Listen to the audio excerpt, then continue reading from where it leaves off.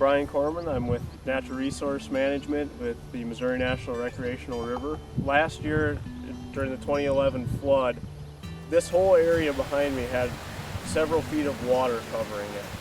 During the flood, there was a lot of concern that it was going to be very damaging to the ecosystem, to the animals, the plant life that was out here.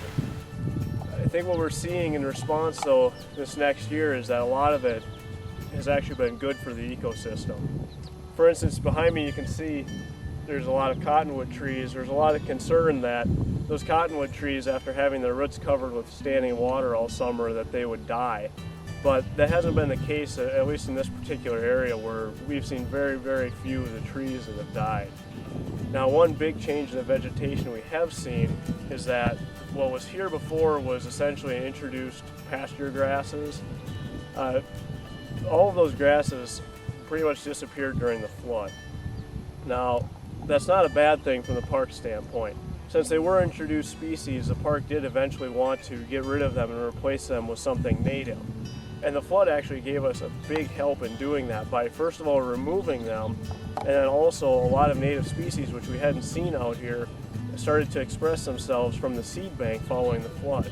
So we went from essentially a monoculture of an exotic species to a mix of native and exotic species, but they're all short-lived annuals, so that they will persist only for a short amount of time, and some of the long-lived natives that are here will start to germinate and reproduce. For instance, cottonwoods love exactly what I'm standing in, where we've got bare soil. In a wet year, there'll be plenty of moisture for them. And once they establish and grow a couple feet tall, they'll be able to turn into a forest which will last for 100 years. And those cottonwood forests are really important along the Missouri River because they provide the nesting habitat for bald eagles, our national symbol.